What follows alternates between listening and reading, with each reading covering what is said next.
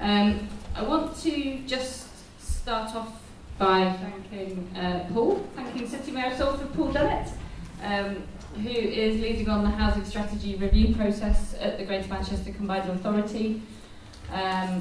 Paull engaged with us right at the beginning of the Housing Futures process. We met with him in January and has been very open and welcoming to learning about the research that we're engaging in, and welcomed us into the Combined Authority Housing Strategy Review process this year, which Richard and some of the other steering group members have been participating in.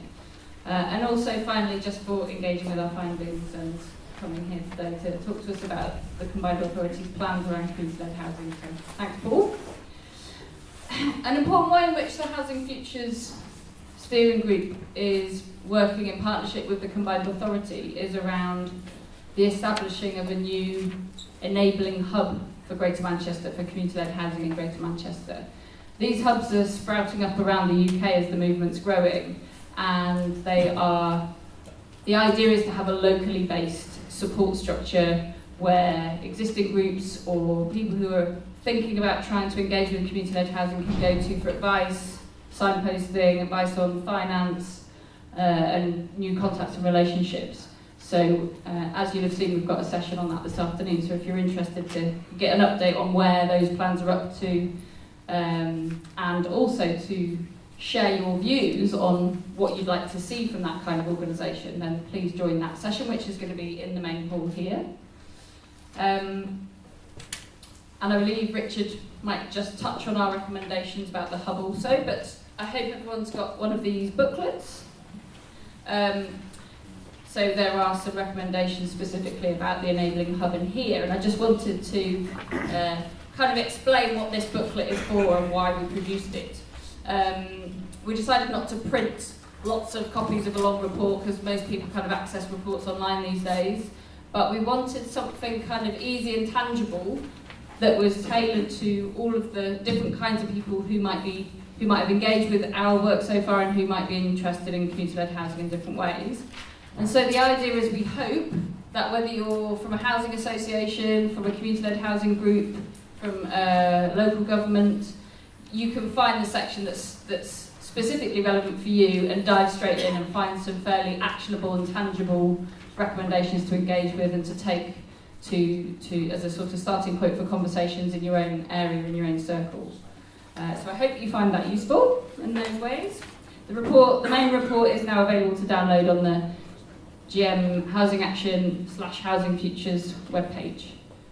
So please do have a look at the main report. Also, I would also like to thank Dr. Richard Goulding.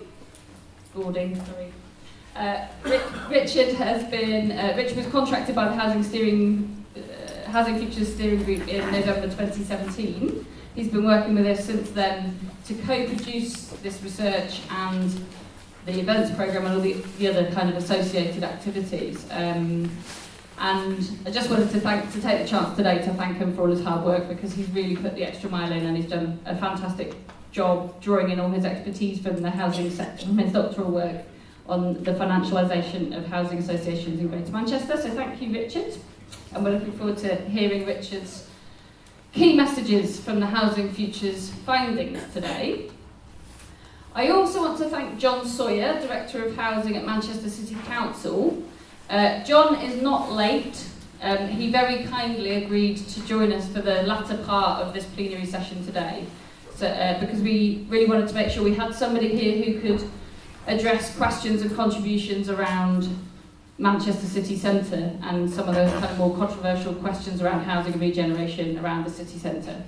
And he's kindly agreed to do that, so he'll be joining us shortly when we come to the whole room discussion, which I will facilitate.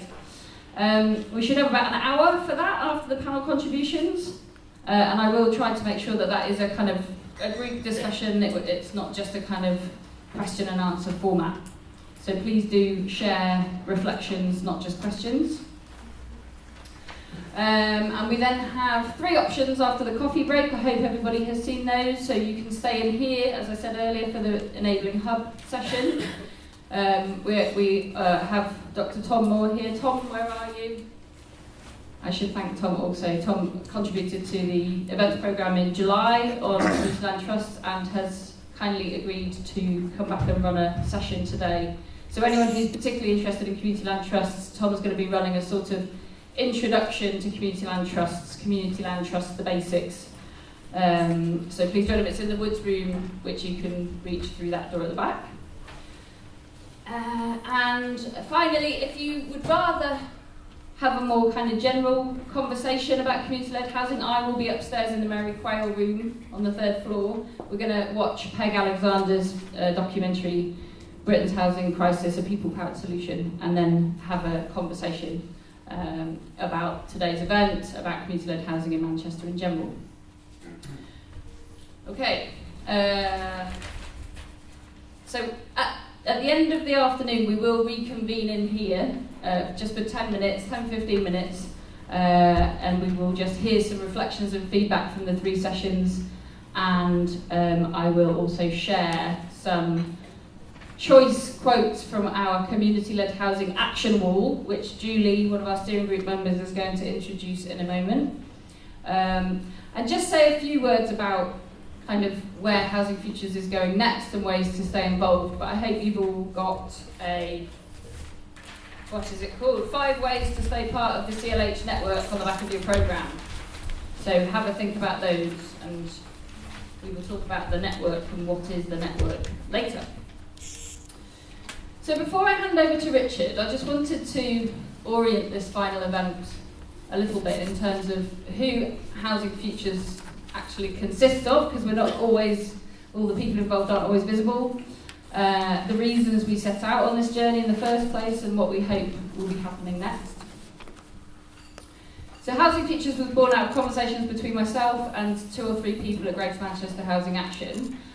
And I really wanted to also today just take the time to applaud GMHA in terms of the core coordinators and all the people they've managed to mobilise along the way. They've done such a fantastic job of getting the kinds of conversations that we need to be having happening in Greater Manchester, whether it be about homelessness, social housing, the private rented sector, or community-led housing. They've really lit a fire around housing justice in Greater Manchester over the last 3 years, and I just wondered if we could celebrate that for a minute and give them a round of applause.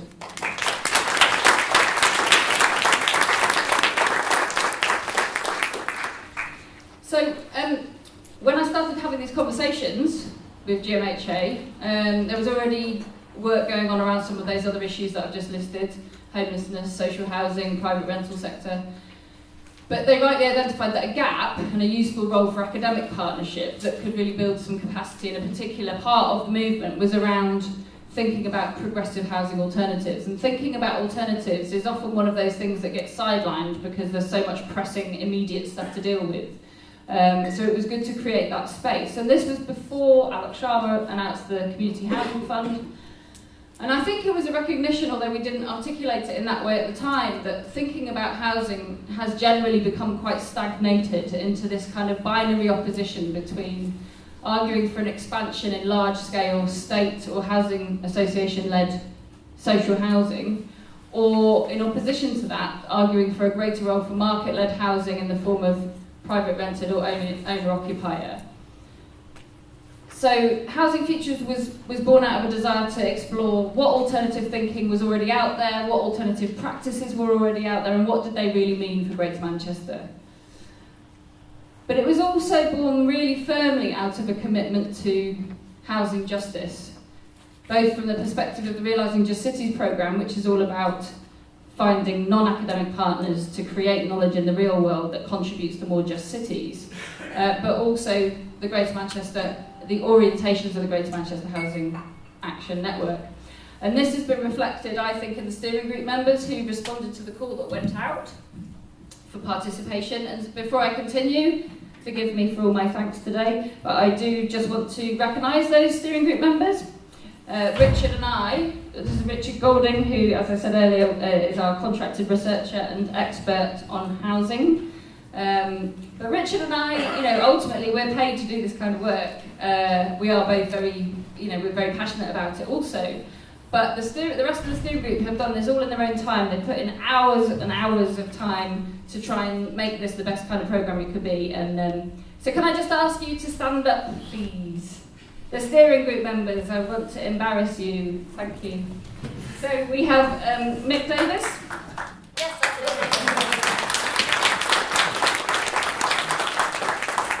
so Mick Davis is a long-term resident of New Longside Housing Cooperative. We have Isaac Rose, who is one of the key coordinators behind Greater Manchester Housing Action. In a very Christmassy-looking jumper in the middle. Also one of the main coordinators of GMHA, but a resident of Homes for Change Co-op in Hume. And at the back, the lovely Julie Ralph from Sensible Housing Cooperative in Little Lever in Bolton.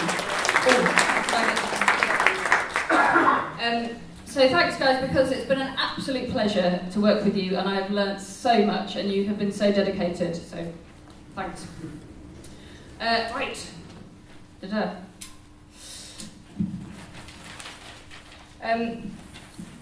So coming back to our focus, our core focus right from the beginning has been to explore what different kinds of approaches to doing community-led housing have to offer low-income areas of our city region amidst the housing crisis. So that was always our intention and our objective.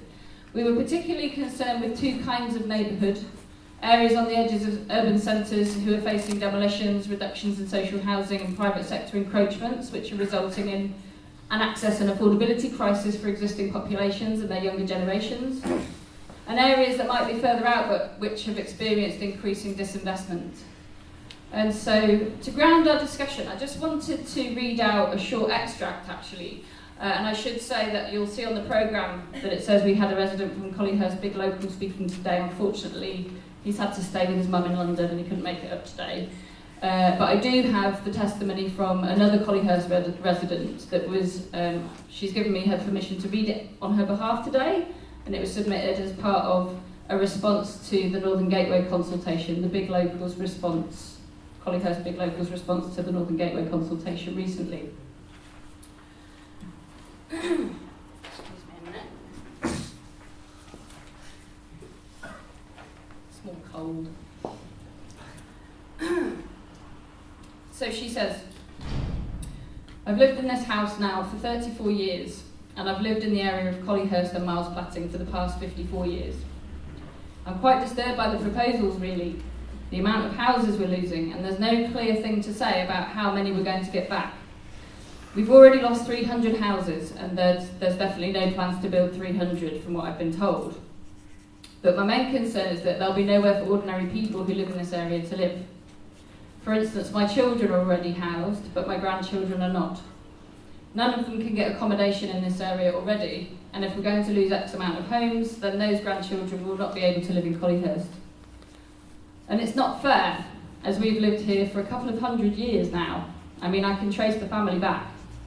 And I think it's wrong that we have to look elsewhere when we've lived here all our lives. So the interviewer asks her, well, why would your family not be able to live here? Because some of the plans involve building new homes. Well, the prices of them. We already have modernisation and regeneration is going on in the area, and I know for a fact that they are not affordable whatsoever for people in this locality. People cannot earn the amount of money to buy these homes or to rent them. They're just out of our league.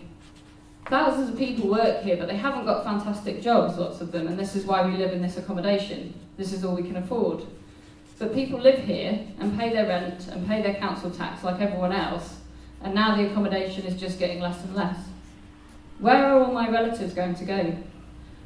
They're just not going to be able to afford these. It's ridiculous. The prices for homes and rent, I can't even imagine how much the rent will be. I know these ones near me already. I mean, I live in Collyhurst, and I know these homes in Miles Platting at the moment. One of them's being costed at £750 a month. That's rent. That is completely out of anyone's league in this area. So if that's anything to go by, and that's a house already here, that's my major concern. So these are the kinds of communities that we wanted to explore in terms of what kinds of community-led housing might have something to offer in these kinds of areas, and in what ways. you will have to be the judge of whether we've managed to do that on reading the report.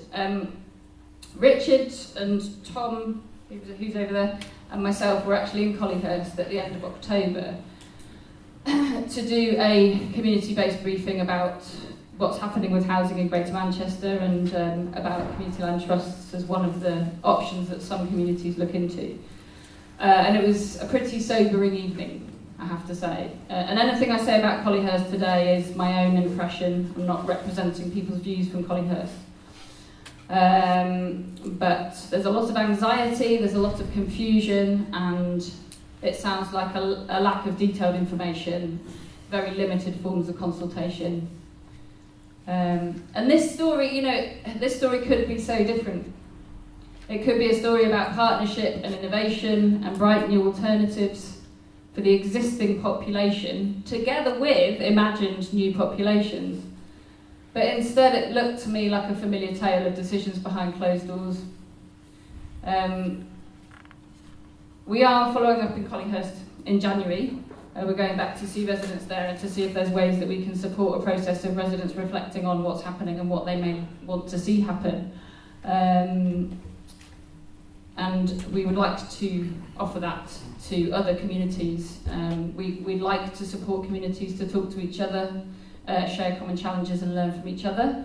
We're hoping to take some people from Collyhurst over to some of the residents at Granby, Floor Streets in Toxteth and Liverpool, for example, to learn from their stories. But if you have ideas about how we could do some of those things, or communities that might be interested, please do let us know, because we're really keen to hear from people. So I want to just finish by reflecting a little bit on how people like me, or officers from the council, or housing association staff, relate to people who live in areas like Collyhurst. I was at an event not that long ago about civic futures in Greater Manchester. I think some of you were there. And it was about the need for alternatives to developer-led regeneration. And I looked around the room, and not unlike today probably, although I don't want to make too many assumptions, I just saw a lot of middle-class white professionals. And I asked a question about, well, how can we avoid all these public conversations only ever happening between the kinds of people in this room? How do we get communities who don't usually participate in these kinds of conversations having conversations with each other about what's happening in their area? And as Housing Futures, we've attempted to try and engage with local residents from these areas, and we have had people coming into some events, but we haven't done enough, and we've been constrained, usual story, time, capacity, budget, but it also really does take time to do that kind of relationship building and inclusion well. And I'm not saying that because I want to highlight it as a constraint or a problem. I'm saying it because I really want us to think about the fact that it's incredibly important that we make that time and that we do it better. And that's a real key message that I hope comes away from today. You can't just send emails inviting people to events. You need to go out and meet people. People need to understand what on earth you're talking about. People need to trust you. Sometimes you need to offer to bring people from where they are to whatever it is you're trying to discuss or move forward and take them back. People need support to organise their own community-based platforms and conversations and have those conversations across similar communities. So I hope that that's a message that people take away today, but it's also a message that we hope will become a strong focus within the new Greater Manchester Enabling Hub. Because otherwise that hub will be in danger of only supporting the groups who know how to access that hub. And Housing Futures will now become a working group of Greater Manchester Housing Action, and we intend to play a role within that consortium of organisations that's setting up the hub, and we hope to try to facilitate that. But it seems to me that until middle class professionals recognise their failures and learn, and I'm coming to a close, and learn how to work effectively with marginalised communities, and these are communities that have been placed in a position of long-term and multi-dimensional inequality by wider social and economic forces that are beyond their control. Until we learn how to work effectively in partnership with those kinds of communities, we're going to continue to see the further relegation of people living on low incomes from our urban centres, other than in continuingly appalling levels of homelessness on our streets. And we'll continue to see paternalistic, top-down forms of service provision and regeneration. I'm not arguing against large-scale state subsidy of service provision and development, and nor is Housing Futures. But I am saying that we have to learn to do this differently.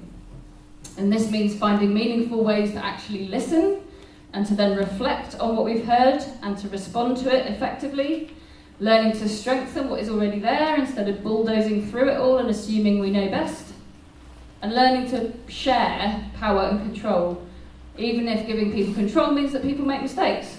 Because how can communities ever develop innovative models that meet their needs if they're not given space to take risks and make mistakes? So I'm going to leave that question hanging and pass over to Richard to share more with you about our key messages.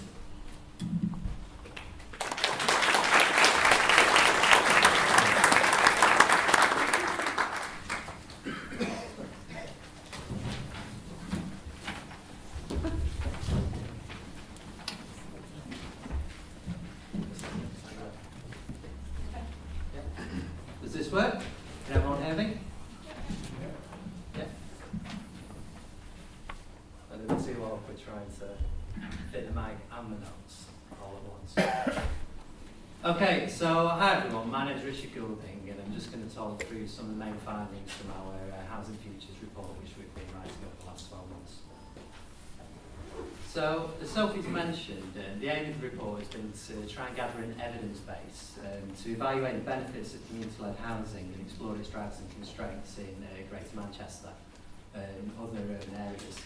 So this has been a process of research partnership between Greater Manchester Housing Action, as Sophie mentioned, and the University of Sheffield's Urban Institute, funded by Minister Urban Futures. So for our purposes, we're interested in the extent to which community-led housing can act as a vehicle for people to set their own housing priorities and meet their needs. In particular, we've been looking at, we've been focused on what potential opportunities there are for the sector to meet the needs on people on low incomes in the city. Particularly as Greater Manchester is once again going through some quite significant changes in its built environment. So in our report, just to go over briefly, we focused on three main types of community-led housing. So housing cooperatives, community land trusts, and co-housing. So I should say at the start that these aren't hard and fast distinctions. There's a lot of overlap between these different types. So for example, a community land trust or a co-housing project can be organised as a cooperative, whereas cooperatives and community land trusts are defined by the legal status of certain politics to land. Co-housing is defined by specific design features that encourage shared living within a neighbourhood by an intentional community. Having said that, I think these three do have distinction of historical trajectories to justify looking at them one by one and separating them out. So housing co-ops are the biggest existing type in the UK, and the one most people are familiar with, where the people living in a co-op democratically own and manage their own housing themselves. In addition to traditional co-ops, there's also what are called TMOs, tenant management organisations, where the management of council housing is contracted out to a tenant group living on an estate, and a small number of there are also a small number of larger housing associations organised on a mutual basis called community gateways. So Rochdale Borough Housing would be an example of one of those. While housing co-ops make up the biggest portion of existing community-led housing, the fastest growing type is accounted for by community land trusts. So in contrast to co-ops, community land trusts represent a specific political approach to land and owning land for community benefit. Tom's going to talk about them more in his breakout session later. So CLTs, they began in America as part of rural land reform projects and the civil rights movement. In England, they've become popular over the last 20 years, initially in rural areas, but increasingly in a lot of urban neighbourhoods over the past 10 years. Urban CLTs have also been a little different to rural ones in some cases, in that often the focus isn't just on providing affordable housing, but also on trying to take back a little bit of ownership about urban development. Finally, the smallest overall type we've looked at are co-housing projects. So, as I've mentioned, these are a little different in that they're defined by a group of people who've intentionally come together to form a shared neighbourhood. So, in a typical project, people have individual homes, but a central shared common house where they do things like cook food for each other or look after children. And this aspect of shared living has made co-housing particularly attractive to particular communities of interest, such as older people, environmental groups, or LGBT communities. So, in terms of what community-led housing can offer now, we're undergoing a revival of interest in community-led housing after a period where the sector's kind of struggled. So, the 1970s and 1980s saw a wave of cooperatives being set up, often inspired by squatters' movements and being able to take advantage of a mixture of cheap land in the cities and generous government grants for urban redevelopment. After the late 1980s, it became harder to do this, partly because grants were cut, and also because urban land started to become more expensive in the 90s as cities became subject to speculative investment. So currently, only 1% of people in the UK live in community-led housing, so that's compared to around between 5 and 15% in many parts of Europe. I think there's at least two things that start to change this and lead to a revival of interest, however. Firstly, the aftermath of the financial crisis and the property market crash have demonstrated many of the failings of private sector-led development in terms of providing affordable housing. But it's not just the mechanical response to crisis, there's also been a long history of people that have been pushing for housing alternatives over the past 30 years, and that some of our events programme over the years has covered. And that's really brought out a lot of the way that these hidden histories of people sticking with community-led housing and looking for ways to promote it in their areas has contributed to some of the current revival of interest. And together, that's all laid the basis for community-led housing to start to get a bit more of official policy recognition. So this year, the government's announced the rollout of the second stage of a dedicated community housing fund, making £163 million available for development funding and revenue costs, such as planning, for example, or professional fees over the next 2 years. And there's also been the rollout of a regional patchwork of what are called enabling hubs, which Sophie touched on before. These are supported by organisations like the National Community Land Trust Network, and it can provide access to invaluable advice and support for a lot of groups. They don't have comprehensive coverage yet, but there is one in discussion for Greater Manchester, and I hope to see more of that in the new year. So while community-led housing is still small, there are opportunities coming together for new and existing groups in the upcoming years, opportunities that would be good to try and take advantage of. So I'm working out why we should care about community-led housing. One of our objectives was to evaluate the benefits of the tenure in the UK. So given high housing costs, one of the main areas we examined was affordability. So some types have a clearer track record than others. Co-ops that provide social housing tended to have lower rents in comparison to housing associations. And they also tend to consistently been found to have the high satisfaction rates in the social housing sector.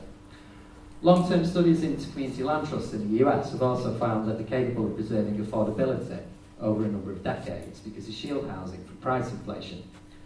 The picture's a little bit more complex than that though in terms of affordability, because to make housing affordable to begin with, community groups need to get hold of land at an affordable price, and where they can't get hold of land cheaply, then it can compromise their ability to provide affordable housing. I think this quote from a member of one housing co-op that we interviewed in our study shows some of the trade-offs involved, where after the government cut funding in the 1980s, it became much more difficult for this organisation to afford development costs without increasing rents, everyone's rent taking a hike. So getting hold of land does remain a crucial issue for affordability in the sector. Having said that, where community groups are able to pull together land and funding, they can make a major difference to their neighbourhoods. So because investment is retained for community use, it enables neighbourhoods to develop while keeping the benefits in their area. So as a result, where projects are genuinely community-led and outward-facing, they can play a huge role in enabling residents to take back a sense of ownership over where they live.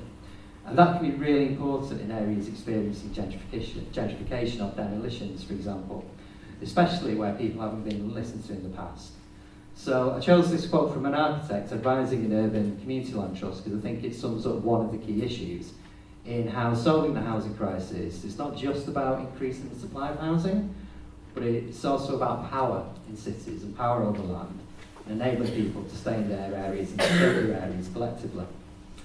I should say, for me, I don't think community-led housing on its own can solve the housing crisis. I do think that ultimately you do need significant public investment by the state to provide housing at the scale that's needed. But I do think community-led housing does have a core role to play alongside this, enabling people to have a more equal say of what happens to their cities and their neighbourhoods. So, in addition, in our research, we also found that the experience of being a member of a well-run cooperative or community-led housing group can have important benefits in addition to affordability. So one issue that came through really clearly was that being able to participate in running your own housing collectively was really positive for building up people's confidence and organisational skills, and could also open up employment and training opportunities. Many community housing groups, such as Lilac in Leeds, have also been really important in creating a space for experiments with environmental design, something that's really important given the consequences of climate change. Certain types in particular, such as co-housing, have also been associated with health and well-being effects, particularly for certain issues such as combating isolation and loneliness in old age, though there is a need for more research in this area to gather hard evidence and quantified evidence about the long-term impacts. But it could make co-housing a significant option for local councils and housing associations in the future. But finally, while there can be problems with some community housing groups becoming insular and exclusive, in cases where they do remain outward-facing, then they can be a really crucial part of developing social enterprise and other areas of the social economy. So, for example, this quote from a housing association chief executive shows how cooperatives in Merseyside have been important in supporting organisations such as credit unions, giving them the potential to have strategic ripple effects that extend beyond any one project. So, having looked at the potential benefits, this brings us to the question of why now in Greater Manchester. So, Sophie alluded to, for the past 30 years, the city region's undergone some major changes following what's called a property-led regeneration model. This involves elements such as trying to attract in private investment, developer-friendly planning policies, and create big new flagship projects. As shown earlier in the year by a report for Greater Manchester Housing Action produced by John Silver, this has resulted in very little new affordable housing in central Manchester and the city region's urban core. And as the private rental sector has grown in the city, as Sophie discussed, this has the potential for creating displacement pressures for low-income communities. There's been some welcome announcements this week in Manchester, the council looking again at what social and affordable housing it can provide in the centre, which I think is a real testament to the people who've been pushing that in this issue. And I'm also really interested to see the new spatial plan and GM housing strategy that's being produced, and the potential these have got to add to the democratic conversations about land use and ownership in the city, which are badly needed. And I think community-led housing can play a really central role in taking part in these conversations and helping neighbourhoods put it into action. Having said that, there are some challenges alongside these opportunities. The major barrier is land, to be honest. Even in areas where land values are low, it can be difficult to raise finance because you still need to be able to convince the bank that what you're creating will be worth something as collateral. Over the last 40 years, however, land held by the public sector has been subject to mass privatisation. This has been made worse in the last 8 years under austerity measures, where councils have been under huge pressure to sell off land to try and plug funding gaps. You can kind of see the logic there, but once that land is gone, it's gone, and it could be potentially be used for social housing or community-led housing that can help meet wider needs. So again, there's a need for public discussion over land. Given problems of accessing land and navigating development, collaboration with local authorities and housing associations has been a major, crucial source of support for community-led housing in letting people get their projects off the ground. So working with housing associations in particular can be really fundamental to a lot of co-housing groups, for example, being able to provide genuinely affordable housing. While this collaboration is important, many of the people we spoke to in the research did raise some concerns about the potential for unequal power relations to be created if residents are only brought in after all important decisions have been made. So here's a quote from one national representative of the community-led housing sector, putting this in quite strong terms, I have to say. But I think his meaning was that while policymakers and other agencies have a crucial enabling role to play, if that role turns into a top-down process where communities aren't able to lead their projects, then it can seriously undermine the long-term sustainability of the sector if people don't feel that they own their own housing and they're not able to shape the actual effective decisions. And additional issues can also arise from the governance of projects. So participation rates in particular can drop off over time, particularly once the excitement of getting a project off the ground's out of the way. And if participation dwindles, that can lead to projects becoming insular or effectively turning into just a cheap landlord. Currently, there is an effort by groups such as the Confederation of Cooperative Housing and other national bodies to try and address this. They're putting a lot of effort at the moment into business training and housing management, including through the network of regional enabling hubs that are being set up. We want to see the expansion of the sector become sustainable and avoid problems with governance that can happen with some groups. While this is welcome, I think there's also potential. I think there's also a need to foreground and think about education about cooperative values, however, and to think about why being in a cooperative is different to just renting from just another landlord. So this quote, for instance, comes from a cooperative member who's reflecting on why participation rates have gone down, with one potential reason being that initial tenant inductions didn't do enough to sit down with people and discuss what a cooperative actually is and how it's different. I think if this is done, there's also a big opportunity for in-depth community development and organising to help spread awareness of what options that there are around community-led housing, including supporting new and established groups to meet with one another and exchange knowledge and learn with their experiences. While this is a long-term process, that in-depth engagement is necessary, I think, if we're to avoid the mistakes of the past, where community-led housing is treated as just another type of landlord and ultimately failed to make a long-term impact. Finally, now, I'm coming to the end of this now. All of this comes at a really critical time for Greater Manchester. So it's currently underway about the formation of an enabling hub to support community-led housing in the city region. And this hub will be essential in offering access to credible advice and support for new and existing groups. This not only makes it much easier for new groups to set up, but if successful, it can help establish a critical mass of organisations that are going to be absolutely fundamental if the current revival of interest in community-led housing breaks with the past and becomes sustainable over the long term. The devolution of powers in Greater Manchester can also open up opportunities. So the Greater Manchester Combined Authority, for example, has a £300 million loan fund that potentially could be used to support developments, including community-led housing developments. Should stress this money has to be paid back. It's not a grant. But if tailored correctly, it could play a really fundamental role in helping groups get over the hurdles of development. And in addition, one interesting suggestion made by one senior housing leader in local government we spoke to was that a hub could also provide some collective backing for the sector when they negotiate with landlords, acting as a guarantor and helping de-risk deals by lowering the chance that a particular deal with the landowner might fall through. One issue that has come through our research, however, is that hubs do need to be seen as offering credible and impartial advice. And while it's common and often really valuable for organisations such as local government to have a formal role, funders to the sector, such as Power to Change, have also recommended that hubs should have clear lines of accountability when that's the case, including for all of their various partners who can contribute to it. And also that they shouldn't be directly hosted by the public sector, just to give them a little bit of insulation from policy decisions. So, finally, just to conclude, I think community-led housing has a core role in social wellbeing and democratising land ownership. This growth of an enabling hub infrastructure and government funding creates a window of opportunity for the sector. Greater Manchester's devolution can also open the space for a crucial policy rethink on housing strategy and public land, which creates some exciting opportunities. But for safeguarding these benefits and to stop them failing for community ownership, there's got to be a fundamental thing to keep in mind as we go ahead. So yeah, thanks.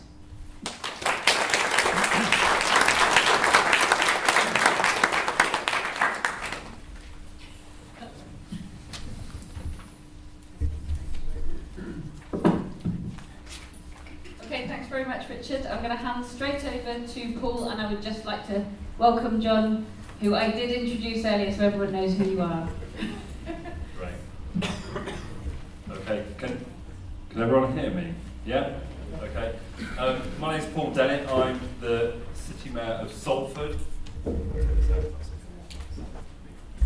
And I'm also the Housing, Infrastructure and Homelessness Lead within the combined authority. And I think probably it's in the latter role I'm here speaking today. Community-led housing is something I've always had a real interest in, and certainly in the city of Salford I'm aware of 3 organisations that I would broadly put within this domain. So the housing co-op I actually reside in is a TMO, tenant management organisation. New Barracks is another tenant management organisation in the city of Salford, and Seedley and Langworthy Trust, who I see are here today. So this is an area of housing policy, if you like, that I've always had a political interest in.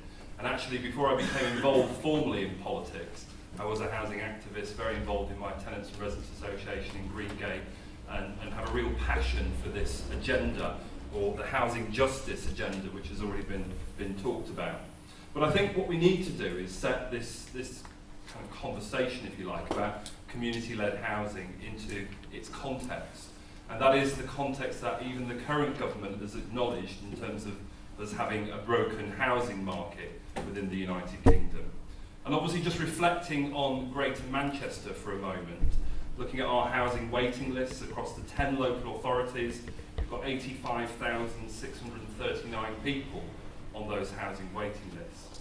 Since 1980, in Greater Manchester, 92,612 homes have been purchased under the right to buy.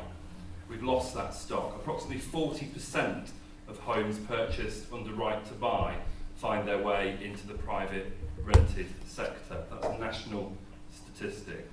We also have 14,933, almost 6% of social housing stock is let now at up to 80% of market rents. This is what's referred to as the conversion to affordable rents within the housing market. And when we say 80% of market rents, quite often that has, well, it doesn't have any real relationship with what's happening in the labour market or what's happening within welfare in terms of whether or not individuals can truly afford housing.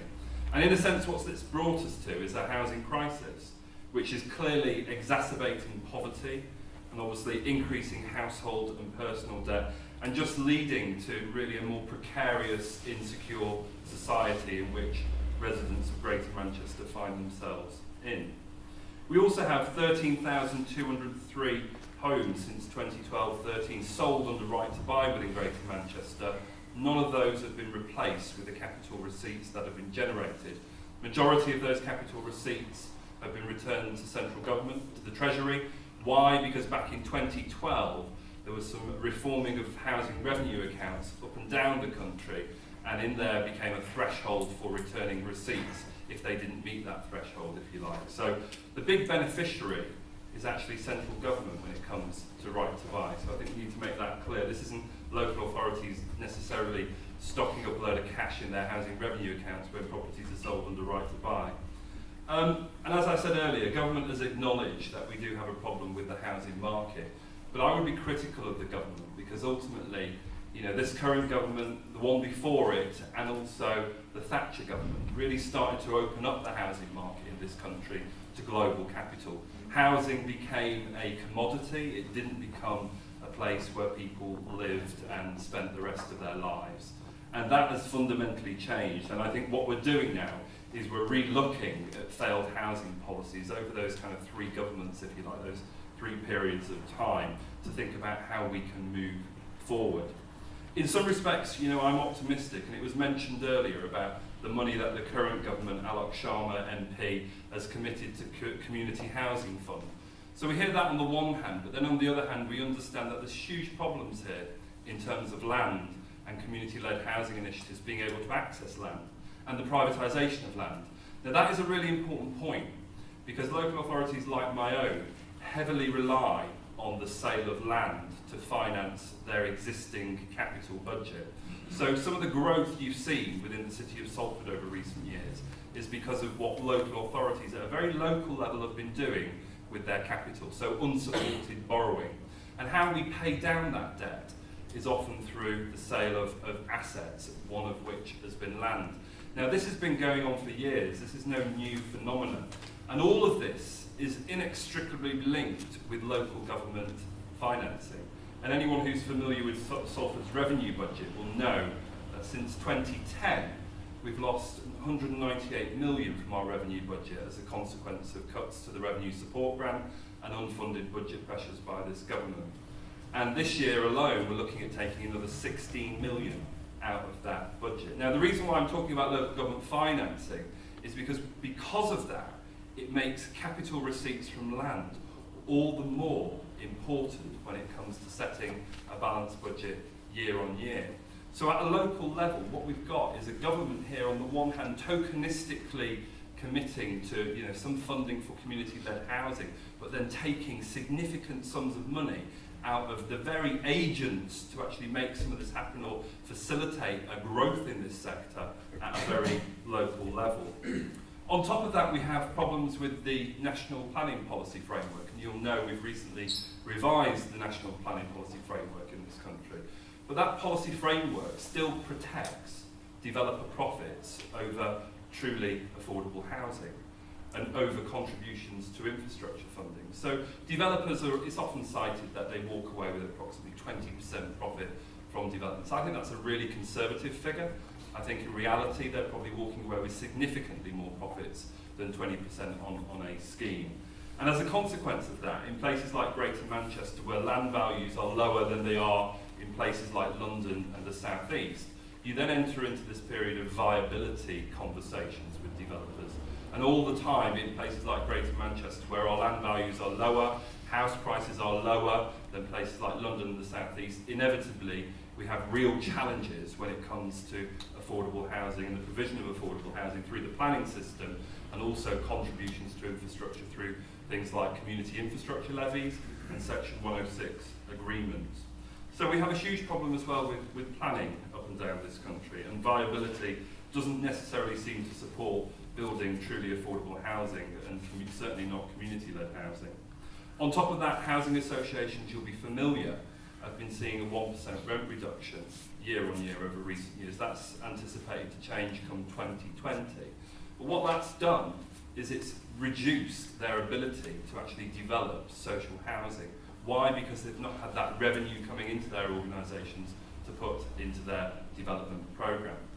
And if anyone's seen some recent press about geographical targeting of public capital off the back of the recent autumn budget announcements, you'll also realise that the government at the moment is skewing approximately 80% of billions and billions of pounds worth of public capital here to London and the South East. Why? Because they've taken an arbitrary approach to determining where that money goes in this country. All they've done is looked at median income and median house prices, and where the gap reaches their arbitrary threshold of 8.8, it then warrants the government's intervention in terms of public capital. Now that capital will be spent, but it will be spent not in a way that demands council housing is built or social housing is built, but just because there's those areas of the country with this gap. So am I optimistic that that will solve the housing crisis? I'm absolutely not. So when it comes to the government's approach in policy terms to this agenda, I think we need to consider it within that context. There's a rhetoric, if you like, and there's a real reality here. But for me, when we look at the work that's been produced today, I'm really heartened with some of the recommendations that have come out of this research. And in many respects, the Greater Manchester Combined Authority and my portfolio is taking some of these forward already. So when it comes to the Combined Authority and local authorities, one of the recommendations is to work with community-led housing groups but respect their autonomy. Absolutely. I think whatever we do on community-led housing, we have to respect the autonomy of the organisations and the individuals operating within this sector. Where I see the state being involved here is, in a sense, to facilitate, to provide the necessary seed funding and to provide resources to enable, not to dictate. So I know the concerns that were raised about a top-down approach. That's certainly not something I want to see within Greater Manchester in terms of taking this agenda forward. The other recommendation was to make community-led housing a core component of local authority and city regional housing strategy. Well, I can say today, this is very much a core component of the housing strategy that will be brought forward within Greater Manchester next year. And Andy Burnham and myself are very committed to the notion of co-production. And that's not just a glib kind of tokenistic comment I'm making there. That is a genuine commitment. Do I think I'm best placed to be able to determine the future of Greater Manchester's housing policy? Absolutely not. But in collaboration, I think we can create something quite special for Greater Manchester that ultimately serves the needs of the people of Greater Manchester. There's also a request in the report to provide dedicated officer time through explicit posts. Now, we have already committed some funding actually through the housing investment team within the combined authority to kind of pump prime some of this work around establishing an enabling hub for Greater Manchester for community-led housing. And I understand we've also been successful in downloading some money from the Local Government Association as well to actually take some of this forward. But that will probably only take us up to, in real terms, March of next year. So there will need to be further conversations with officers in the combined authority and across the districts about how we take this forward. I think it's worth mentioning at this point as well, housing is not a city regional issue in a sense. And the reason why I'm saying that is because it's the districts, it's the local authorities that actually have the sovereignty and the decision-making power over housing policy. What we're doing in terms of a Greater Manchester housing strategy is bringing people together.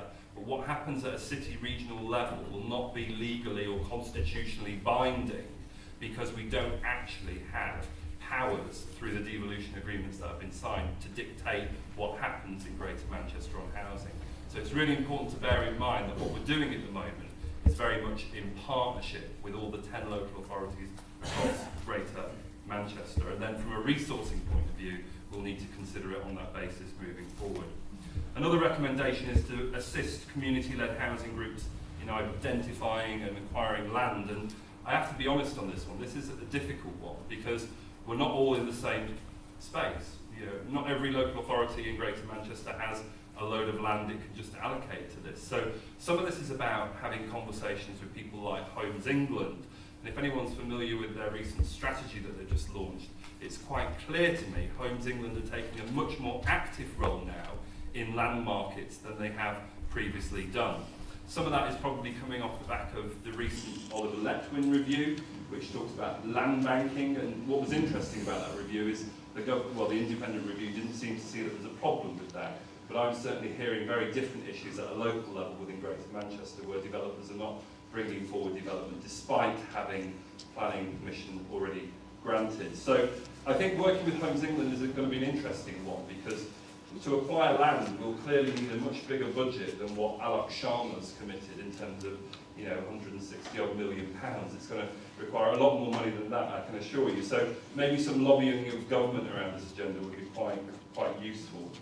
Also, there's a further recommendation which is about making full use of existing planning and land assembly powers to promote affordable and community-led housing locally. I have to say we are trying to do that, but there's no doubt it is a struggle in the context of austerity and local government cuts. In Salford, we've set up our own development company that sits outside of the housing revenue account, and we're using our land holdings to build truly affordable housing through that vehicle. And obviously encouraging others to do similar things, and I'm sure John can tell you more about what Manchester are up to as well around some of that. But we're absolutely committed to doing that. It's just a balancing act when it comes to setting a balanced budget every year in local authorities about how much of this you can do when you're forced to become reliant on capital receipts from land. A further recommendation is about supporting community-led housing to foster a social economy. Now this is something that really interests me because an inclusive economy is something we've been talking about for some time, and we've been talking about an inclusive growth. But actually, are we really in that space? There's a lot of chatter about corporate social responsibility, social value, trying to measure all of this. But I believe there's a huge opportunity within Greater Manchester for us to really grasp this notion of inclusive economy and inclusive growth and make sure what we do across all of the 10 local authorities is about the people of Greater Manchester.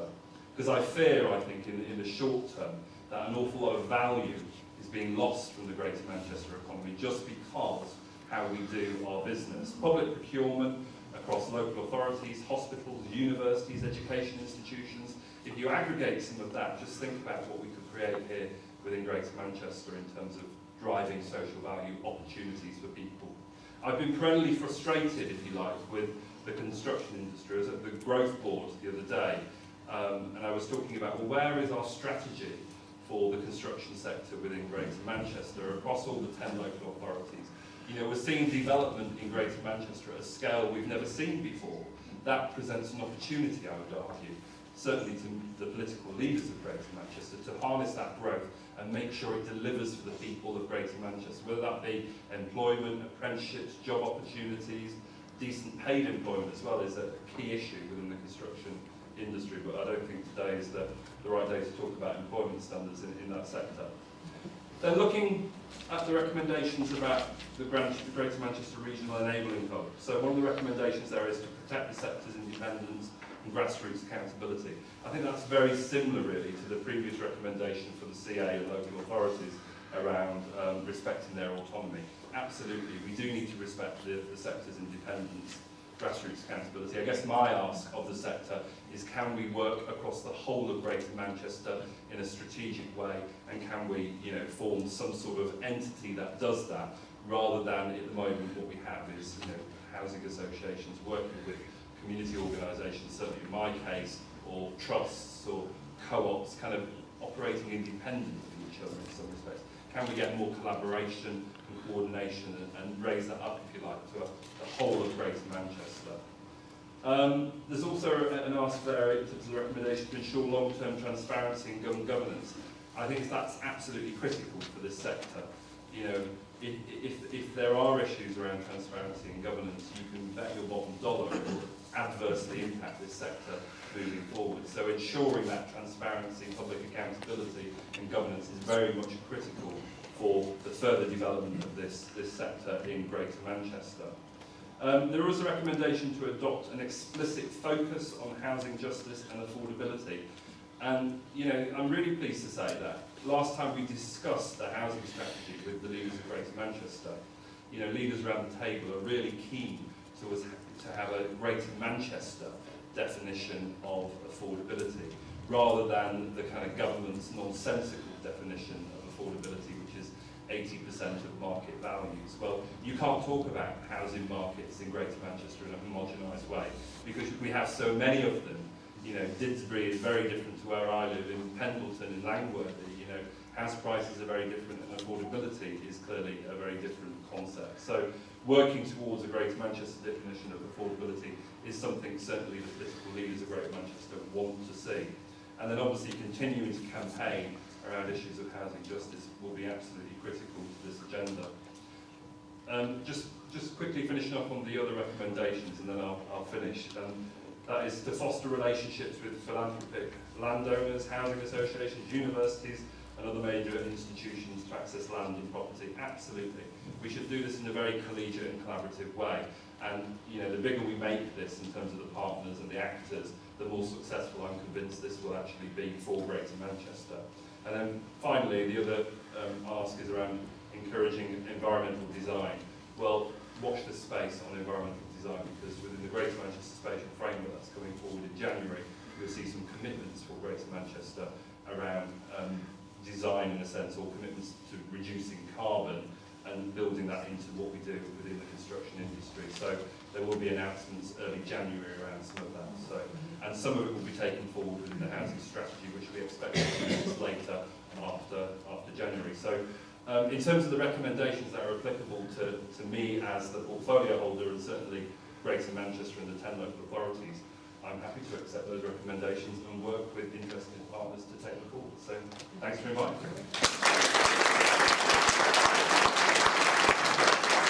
Thanks very much, Paul. Really interesting to hear all of those points, and I'm sure everyone in the audience will have a lot to say. John, is it okay if I just give you 5 minutes just to say a few words so that we can involve everybody else in the room? Or do your best.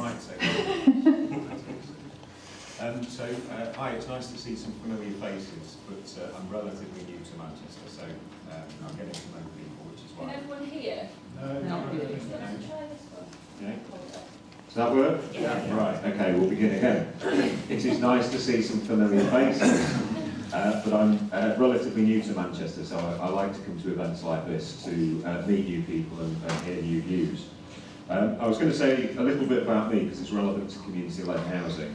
Touch on a paper that's going to the Council's executive on Wednesday, which I think is important, and particularly some of the elements around community-led housing within that. I began my life in part living on a council housing estate in Coventry. I'm from a pretty humble background, to be truthful. Regeneration was happening around me at that time, and I was really interested to see how I could get involved as a member of that community, and obviously I was a bit too young at that time. The first job I went into was at Sandwell Council, and I was, for a very unique set of reasons, I was given a 1,000-home housing estate to oversee the redevelopment of. One of the things that was very special about that particular project was that the assets that the council had at the beginning of that regeneration process were transferred into a community development trust. So although I worked for the council, my client, my key relationship, not only was with members, but was with representatives of a community who were given a lot of power and autonomy to drive forward the regeneration of that place. And as you can appreciate, 1,000 homes is a very big place.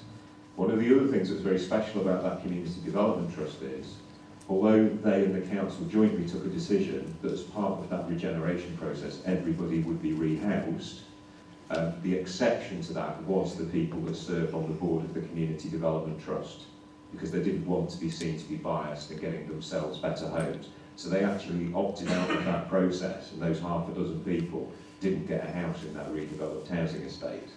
You know, but that particular set of circumstances showed me the lengths to which people are willing to go to deliver the right types of places for themselves, but more importantly, those around them.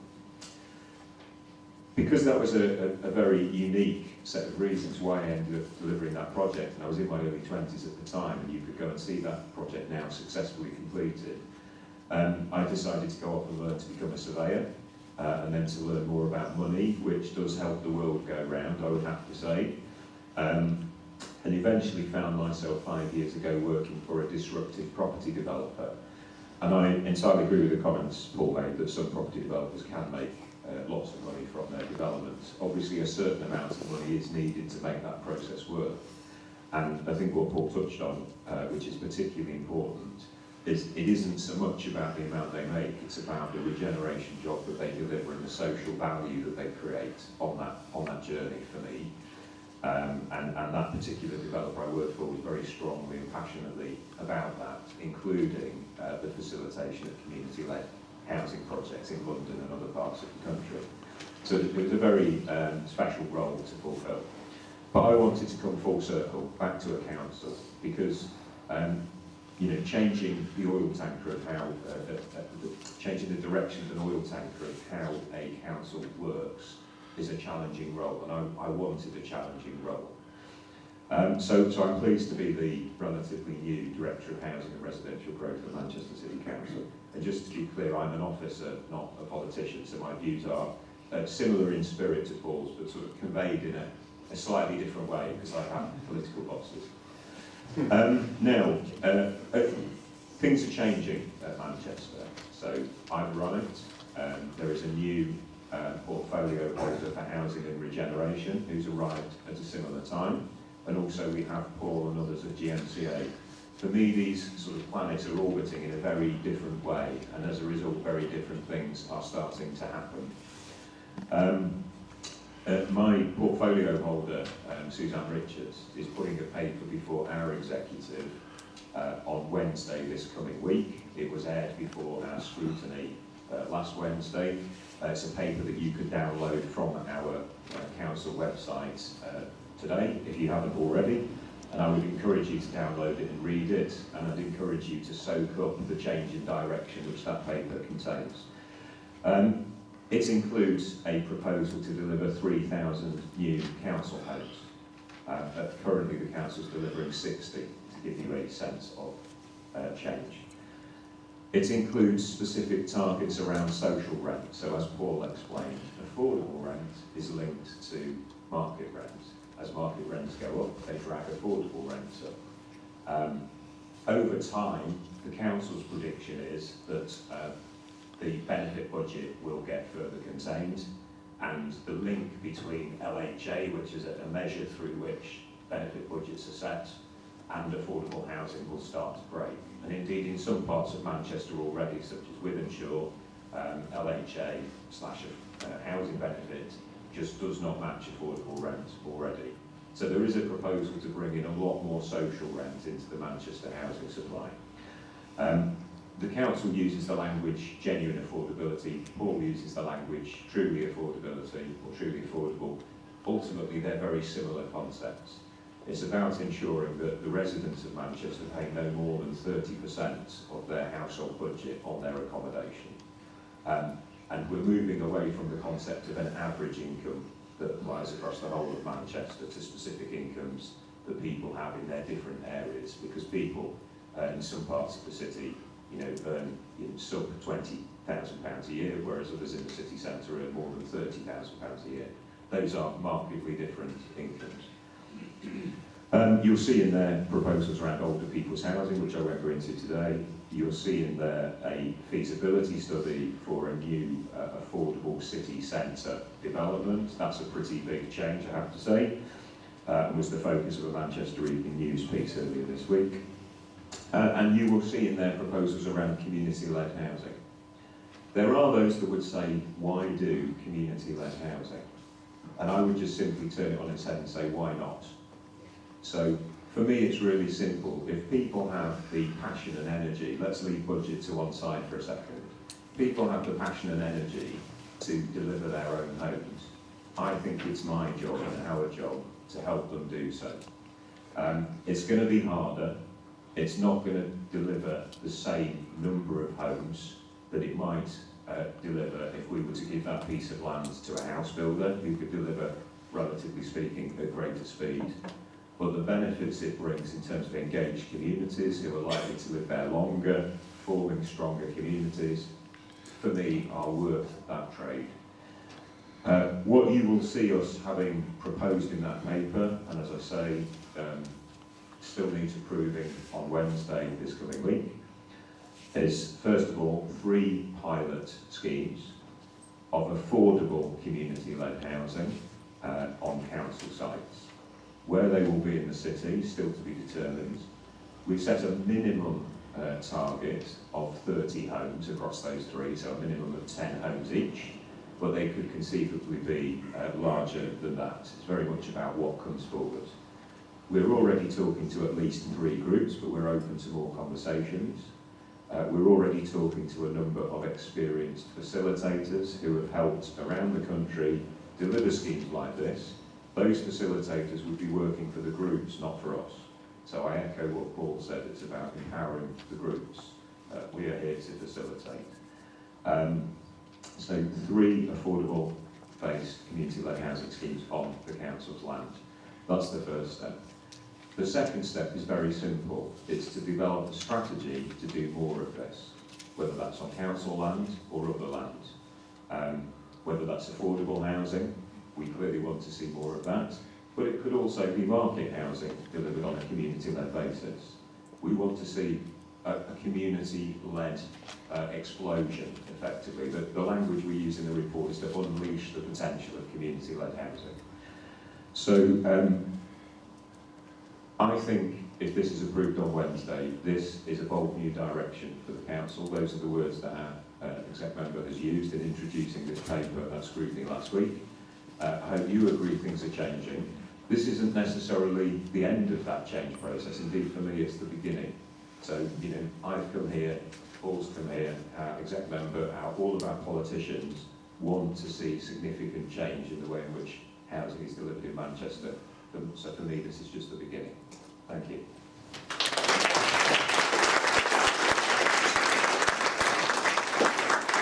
Thanks very much, John, and to all of the contributors. I'm going to extend our plenary session a bit because I really want to make sure people get a chance to contribute. I'll take 2 questions at a time. The lady in the front and the man who's got his hand up at the back. Lady first.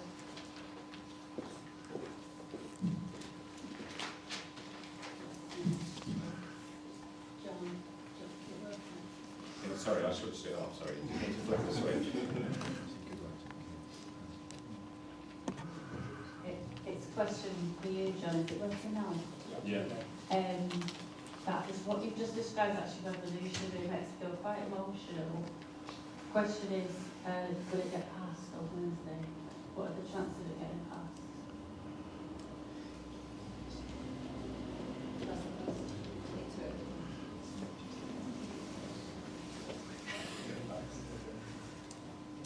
Hello, John Nicholson, Chair of Greater Manchester Law Centre. We exist to campaign with others for free access to justice, as I know some members of the panel know.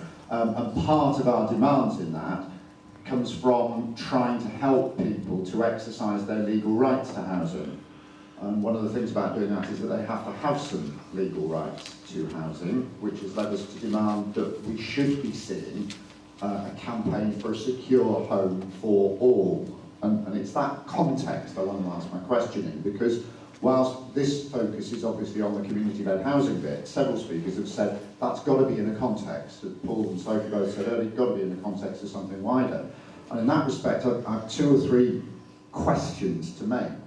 One is, if anybody wants to say that they disagree with the hostile environment which has led councils and leaders of authorities in the Greater Manchester area recently to say that we don't need to house people seeking asylum because it costs too much money and we should give it to other people who incidentally they haven't been providing the housing for in a number of years, so it's a somewhat dishonest call. But I would ask people on the panel to say that that is the wrong divide and rule to be taking. It is wrong to be saying we don't want to house people seeking asylum. Of course the government should be giving more money, but the truth is we want housing for all. And that same stigma that applies across migrants also applies, that hostile environment, to benefit claimants, and it applies often to council house tenants as well, because that language has been used to really pour abuse on council estates over many, many years, and that's an ideological victory for the wrong side. But the other thing that I wanted to ask about the nature of a secure home is that that has to involve, well, safety, no Grenfell. It has to involve security, so you're not evicted in the way many private rented people face Section 21 evictions. It has to involve also something about the security of, and I'm hesitating even to use this word affordability because it's just been disentangled so badly. Apologies for doing this, but in the 1980s, there were 100,000 council houses in Manchester. About the same in Salford, I think. There aren't any now, because they're all in the hands of housing associations. Housing associations started on the margin of the state sector because they provided for certain needs, people with learning difficulties, people with mental health difficulties, other people, where the traditional council estate didn't necessarily work. So they were on the margin, very much voluntary organisations, in many ways fitting the community-led models that people have talked about this afternoon. And then, over a really quite short period of time, they have become mass private landlords with the rents gone absolutely through the roof and the chief executives paid in 6 figures. Sorry, but my point is this. Rent, in the 1980s, was argued to be something that should cover repairs and maintenance and management. No profits, repairs and maintenance and management. And my question here is, in this affordability debate, can we please get back to the idea that rents cover what they should pay for rather than anything else? Problems with land understood, problems with ownership, all of that, totally understand. We could go on about that for ages as well, but that's a very specific point about what rents should cover. Thank you. Thanks. Thank you very much. I'm just going to take 2 questions at a time and ask people to respond. If I could just, that was a really interesting and useful contribution, but if people could try and keep it brief just because we're short of time. I'll ask, do you want to begin? Or? Does it work this time then? Yeah? Yeah. Okay. That's a switch. Well, there was a specific question, wasn't there? I feel emotional, or do you feel emotional actually? But there was a specific question about will this get passed. So I'm not a politician, it's not my job to express odds. All I would say is that the journey to have reached here has been about several panel discussions with lots of members in rooms. It's been about a Labour group meeting. In the context of Manchester, Labour is 94 out of 96 councillors. So a lot of those attended that particular session. I wasn't in the room for that, but I was for the earlier policy panels. It went through a scrutiny which had around 20 members around the table, went through very positively on Wednesday last week. So you can draw your own conclusions about the direction it's headed in. But generally speaking, one wouldn't put something forward that one thought wasn't likely to be supported. So I'm very hopeful that come Wednesday it's supported. The final thing I'd say on that is you can watch it on TV. So tune into our website. There are some councillors from Manchester at the back as well if you want to log in and support them. It'll be counterpart. It's a Labour group, so it's group policy, so we'll get past that executive. As an officer, I was being more sensitive. I'll only I touched briefly on the second question. So you raised a few different things in there, really. Around just a little update around some of the Grenfell stuff around safety, which obviously everybody has a very human connection to. The council at Paull Council decided a couple of weeks ago that it was going to approve a final budget for sprinklers on 35 high-rise blocks in council ownership around the city. And I should point out, just to correct the gentleman there that I understood the spirit he was referring to, that Manchester City Council still owns around 16,000 homes. So whilst the majority of the homes it used to own have been transferred to registered providers or housing associations, whichever language you prefer, there are still around 16,000 homes still owned by the council. So we've approved 35 tower blocks sprinkler programmes. In addition, there are around 15, 16 tower blocks privately owned within Manchester, as well as numbers as well in Salford. They're more problematic, truthfully, because there are all manner of developers, builders, warranty providers and others keen to point out why they're not liable for the replacement of those cladding situations. I'm very clear, however, as our members, that residents should not pay. I should echo actually government are clear about that too. What are we doing about that? Well, actually, we focused our energy in the short term on a very public situation, which is 2 blocks which Lend-Lease developed around 10 years ago. And you may have spotted on social media, we have made a big song and dance about it, that Lend-Lease came and finally met residents a couple of weeks ago and pledged to pay for their cladding, which was a massive step forward. There's a few mechanical steps to resolve in the new year, but that genuinely is a massive, massive achievement and will help us move forward in addressing the remainder of the tower blocks. More broadly, in the paper I described earlier, the council are committed to looking at the private rented sector in the first few months of next year, which touches on some of the issues you described. It touches on the growth in statutory homelessness, which Paull mentioned earlier. There are a number of challenges to address there, but we need some time to think about them properly and address them properly in just the same way we spent the last few months looking at affordability. So I won't speculate on where we may end up in that respect, but hopefully that starts to touch on some, and I'll hand over to Paull. Okay, I don't think I'll respond to the lady's question. I think you've answered that, so that's great. In terms of hostile environment, I absolutely agree with you. There's absolutely no doubt about it that there is now a hostile environment in this country, and especially in housing policy. But you've kind of got to look to the past in terms of why that's happened, because I don't think it's any coincidence that we have a hostile environment now, given the housing policies we've been pursuing under Thatcher, continue to pursue under Blair, and seemingly continue to pursue under this government, because we are fundamentally losing stock. You know, every day that goes under right to buy, and as I said in my presentation, you know, approximately 40% of homes purchased under right to buy find their way into the private rented sector. That decimates, in some respects, communities and neighbourhoods, and it removes local authorities from having leverage and influence around tackling housing crisis at a very local level. And this has been going on for years, absolutely years. You know, I said since the 1980s, since right to buy has been in place, over 92,000 homes have been lost within Greater Manchester. since that legislation's been in place. We've lobbied government around pausing that in the short term, but they're not interested in actually pausing right to buy for Greater Manchester, despite us providing them with the evidence base that this is exacerbating problems here in Greater Manchester. I absolutely agree with you that we should campaign on a secure home for all. I think absolutely. I mean, for me, a roof over someone's head is a moral right at the end of the day. It shouldn't be determined by their race, by their sexuality, by their citizen status in the case of asylum seekers and refugees.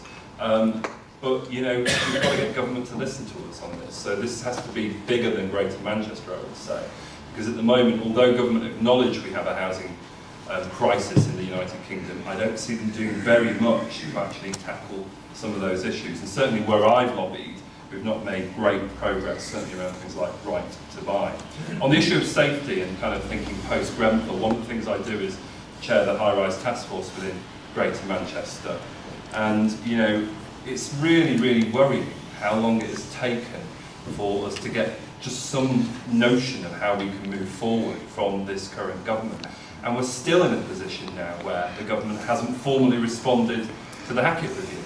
You know, so in terms of building regulations moving forward and the fire safety order in terms of how that's implemented moving forward, you know, we have absolutely no clarity from this government. The legislative process, you'll be aware, is currently caught up in Brexit, so actually getting primary legislation through in this country at the moment is almost nigh impossible.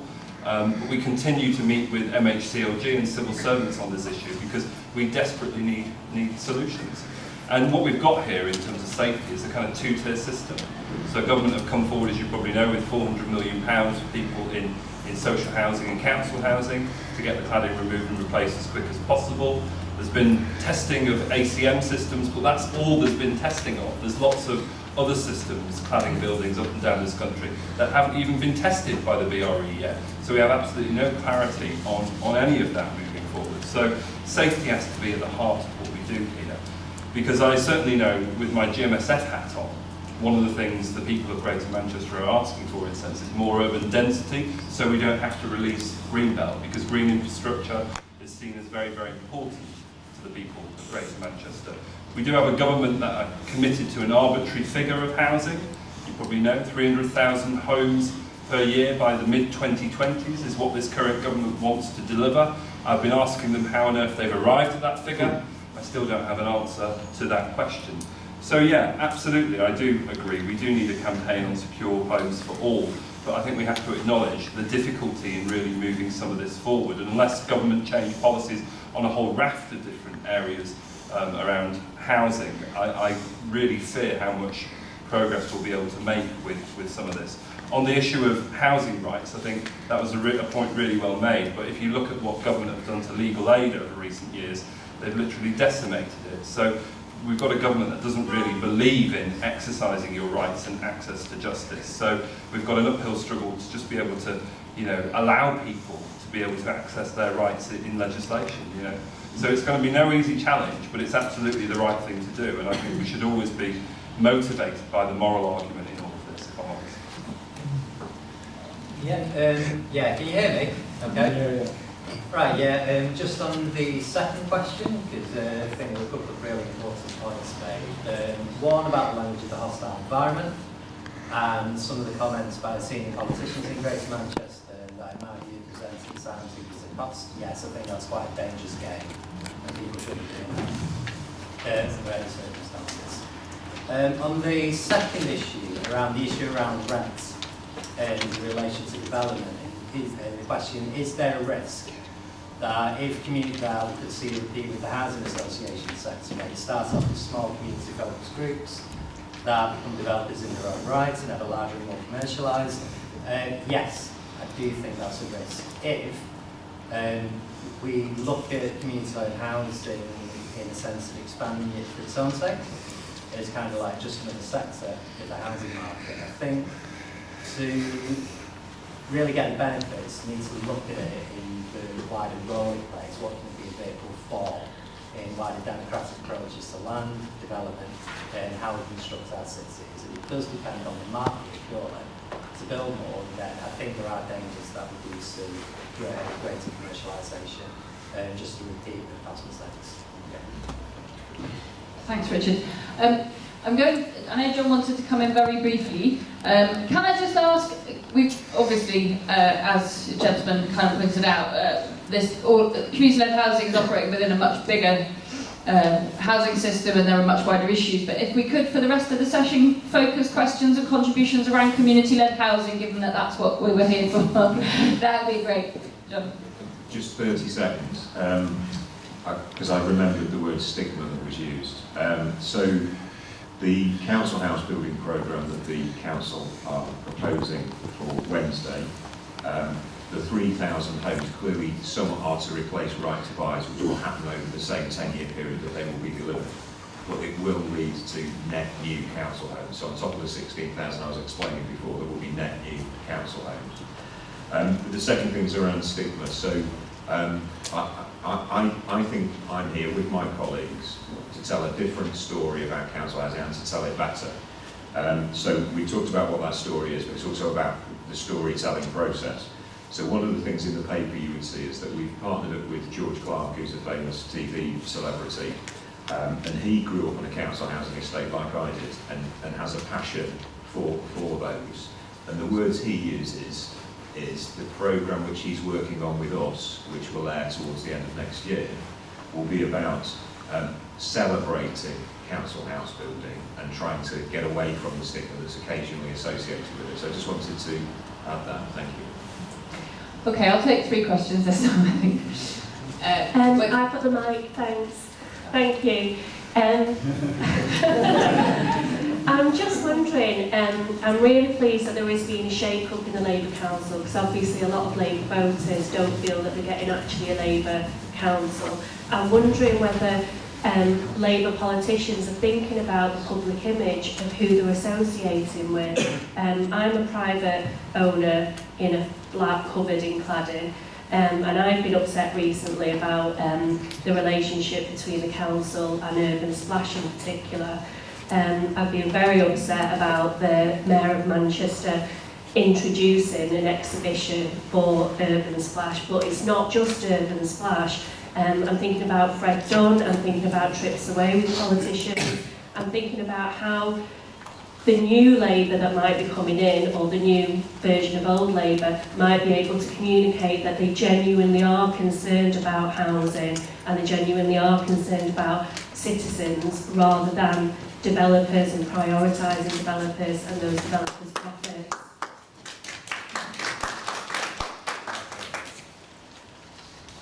I think this lady was in... Okay, Hannah, you probably know better than me, actually. My question is to John Paull. Forgive the Beatles, Paul.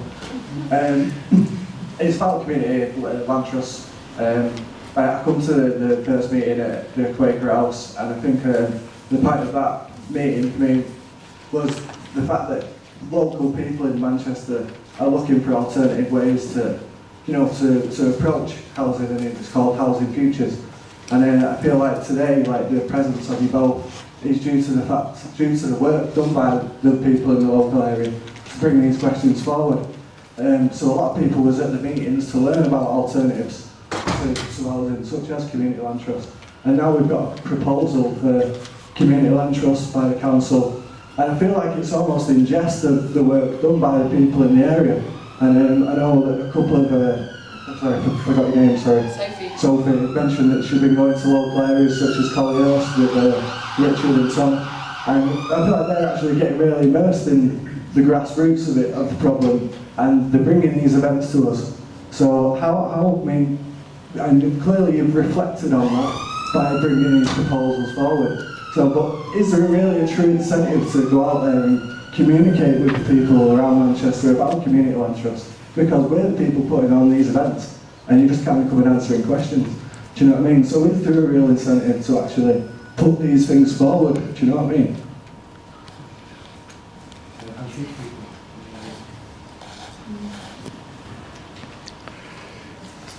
On the subject of community and grassroots housing, I literally know groups who have got projects, who are ready to build, who want to house people, and they get cold-shouldered. The tension between you, the people who do things, and your political bosses, they fall into that. You do get the feeling that if you want to do some shipping container houses for homeless people, you will be cold-shouldered. But if Ian Simpson rocks up and wants to bulldoze the town hall and replace it with 46 floors of Lego, that's fine. So how that tension between you that wants to do things and the political bosses and their beliefs and everything, how can community groups that are ready to build get through that if they're just doors closed in their face? We respond to this and we'll try and fit one more round in. So I might go first then. So I won't personalise my response about particular development. Sorry, is that working? Yeah. I won't personalise my response about particular developers. So you mentioned urban splash in your question, for example. I mean, what I would say is that part of my role is, for example, at one end, grassroots housing, which is what this event's about. Part of my role is about creating market sale homes, market rent homes that people also need in Manchester because it's a successful city, it's a growing city economically, and it needs a full range of housing. And as part of that, we work with a whole raft of developers, some of whom we work with on our lands, some of whom are operating in the marketplace more widely, and I spend a lot of time working with those as well. I understand the sentiment of the question, and I understand how people sometimes feel about developers. For me, my approach is not to, if you like, have a go at developers. It's about trying to turn it on its head, and as I mentioned earlier, try and get the right ethics and social value out of developers. And increasingly, when we are picking our developer partners, we're looking for that social value. So social value, whatever that means, that's an event all on its own, whether that's jobs or what have you. We give 20% of the scoring in all of our decisions now to social value, as well as design quality, how many homes will be created, affordability, etc. So I would just say to you, things are changing in the way that we're working. Some of that change is already underway and more of it will come. And I think you'll see if we have this event in a year, that the flavour will be even different to the one today. I suppose all I can say about the sort of the two community questions, which are similar in nature, really, is firstly I'm sincere. So there's all sorts of things I could do on a Saturday that, bearing in mind I live the other side of Sheffield, which aren't coming to this room and spending time talking about community-led housing. I'm genuinely only here on my Saturday because I want to be here and I want to be having this debate and I want to be signalling that things are changing. As I used the language earlier, sort of changing the direction of a ship. So bringing about the change which my political bosses want to see is not straightforward. It's always in life reasonably easy to think the thought and much harder to deliver the thought. So I'm having to really, to have brought Lend-Lease into a room to say that they were going to spend £5 million replacing the cladding on a tower block, I can promise you was not the easiest thing to do, and took a number of months of concerted effort from me and government and others to make that happen. So you have to apply yourself to challenges one at a time, not do 100 things badly. I'm all about doing, five things at a time really, really well and then moving on to the next five. Can I just say on that, because I wasn't coming to talk about cladding, but you brought it up today. Yeah. With the tower blocks that you started with in the Green Quarter, they were the people in the media and they were the most noticeable. Yeah. But we actually have been taken to court before them. Yeah. And urban splash were not mentioned and they weren't dealt with, and it hasn't been until very recently that any kind of conversation about moving it forward has been taken forward. Yeah. And it seems to be that they were very much ignored because they've got this long-term relationship with certain politicians within the Labour Council. There's been lots of land deals that have been done both in Salford and in Manchester, and it's just a slap in the face for residents to then have the Mayor introducing a celebration of urban splash using terms like we do things differently and it will never work. Well, a building covered in cladding doesn't work. I can only say myself, I'm new. So I'm, you know, judge me personally by today and onwards, as it were. You're talking about things and you're not getting it very accurate, and it's people are under threat of spiralling bills. So if this is your role, because it's not my role, and I could be doing other things on a Saturday as well, it'd be useful to get that timeline straight. Yeah, okay. Well, I can have an offline conversation with you about the specifics of your block, which I assume is chips, is it? No, they've put cladding, combustible cladding that they're not paying for all over the country. Yeah. So chips, they've done it in Leeds and they've done it in Manchester. I've come to talk about the community-led housing, but it's just that you brought it up and you're getting a lot of things inaccurate. Yeah. You know, so I was hoping to sell, can't sell, because Yeah. I wanted to put into this kind of project. Yeah.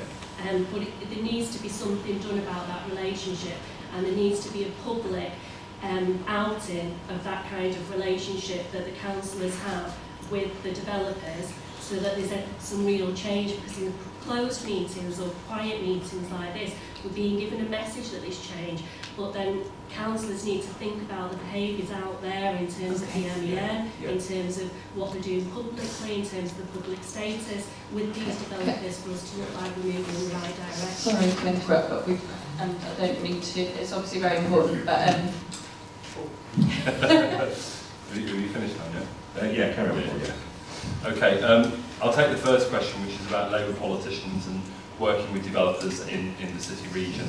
The housing market has to meet everyone's needs. We're here today to talk about community-led housing. My priority at the moment is building truly affordable housing in the city of Salford, and we've set up a development company to try and do that. But we can't talk about the market and what's happening here within Greater Manchester without acknowledging some of the constraints placed on local authorities up and down this country. You know, my revenue budget has been absolutely hammered. We've lost 50% of our funding. The people who build housing now, by and large, is the private sector. It's not councils. Why? There's been caps on housing revenue accounts for many, many years. And only recently has government actually lifted those housing revenue account caps. And we're currently working through the detail about what that actually means for local authorities here in Greater Manchester, because government have presented it as some sort of panacea, but actually what you could find yourself doing is building brand new homes, those homes being subjected to right to buy at huge discounts, since the discounts were hiked back in 2012. You then lose your stock after building those new properties in a few years' time. That potentially finds its way into the private rented sector, and your housing revenue account is having to service that debt that's there. So, you know, working through some of this is going to be really, really tough. We've got a planning policy framework, as I said in my speech, which does not support the building of truly affordable housing. It protects developer profits over building truly affordable housing and contributions to infrastructure. To change these sorts of things requires, in my opinion, a change of government. So we have to be clear about some of the constraints that are placed on us. We are trying to do what we can within these constraints. But I have to say, we are going to have to continue to work with the development community to do all the stuff that John talked about in terms of social value. You know, the construction industry in Greater Manchester creates loads of jobs for the people of Greater Manchester, keeps food on the table, allows them to actually own their own home potentially, and, you know, look after themselves. So we mustn't underestimate what the construction sector is doing. It's interesting that developers are often targeted, but actually, for me, the real problem quite often sits with the landowners, who literally walk away with millions and millions of pounds in a real short space of time in the grand scheme of things, and quite often have absolutely no commitment to Greater Manchester, the people of Greater Manchester, and what we're trying to do here. So actually we need to get this balance right between landowners, developers and local authorities, absolutely. But when we talk about the housing market, it is multifaceted. We are going to continue to need to develop housing through the market. Why? Because local authorities won't be able to actually deliver the numbers of houses we want to deliver. And also, where's choice in all of this? Not everyone wants to live in a council house or a social house. And we're losing social housing and council housing because of the government's right to buy. So, you know, when we talk about this, let's deal with the complexity, because this is a really complex issue that goes to the heart of national government policy, be that on housing or be that on planning, or be that even with regards to the building regulations and the fire safety order, as we've recently seen post-Grenfell. On community land trusts and the question you raised about, you know, us being here today and whether or not we're actually sincere in what we're doing. It wasn't that, it was about how you can actually interact with the local communities as GMHA happen. Okay, so they're the ones pioneering it, not yourselves. You're just reflecting and responding on good work done by independent bodies. So I can assure, I don't know who you are, but I can assure you I've met with GM Housing Action on a number of occasions actually. Yeah, absolutely. The Housing Action and obviously the communities and the organisations that are part of that Housing Action network. I've met with them on several occasions. Why? Because I see them as critical in terms of informing the Greater Manchester housing strategy moving forward. So all I can say is I'm very much sincere.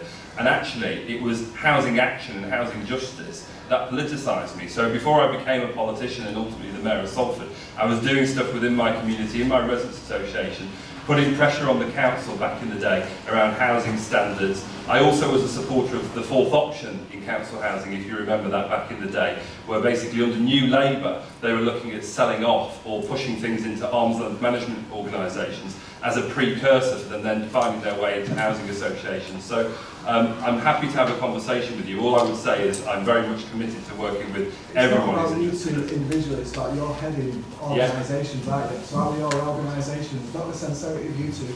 Okay. Where's the sincerity of your organisation? And how's your organisation going to sincerely do it? Not you two as people, you both speak brilliantly. But where's your organisation going to stick to its sincerity, like GMHA does? And I think there's also a lack of understanding that people might have the qualifications. I'm sorry, some of the people have had their hands up. I can't. We're really running out of time. I wish we had more time, but we don't. I know that we're going to have to close this conversation. I'm sorry, I have asked you. Sorry. I know we've listened to you for a long time about something else. I'm going to have to draw the session to a close because otherwise we're not going to have time for the breakout sessions. On the gentleman's point here, I think what he was trying to get at referred to some of the things I was reflecting on at the beginning of the session to do with low-income communities and information and relationships between decision makers and people in those communities, and a need for the combined authority and the local authorities to actually go out to those places and listen to people instead of making decisions before they've listened. So I just wanted to clarify that that's what this gentleman was getting at. I think John's going to address that shortly, and then we really need to finish.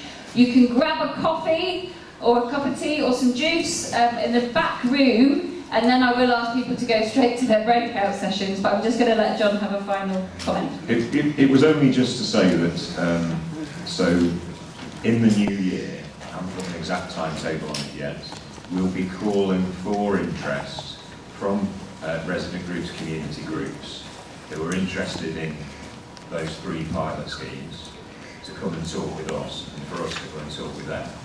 What I would say in that is sometimes there are some big voices, so there are some noisy groups.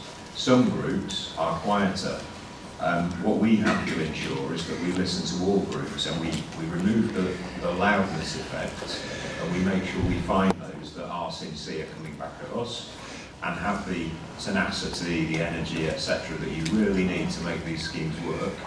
And if as part of that we need to come out and see you, we absolutely will come out and see you. Okay? Thank you, John. Thanks. Thank you to everyone. I'm really sorry to people who didn't get to ask a question, but thank you to all our panellists. It's been a really interesting conversation. Please don't rush off. Stay for the sessions. We'll come back here at 10 to 4 for some final reflections.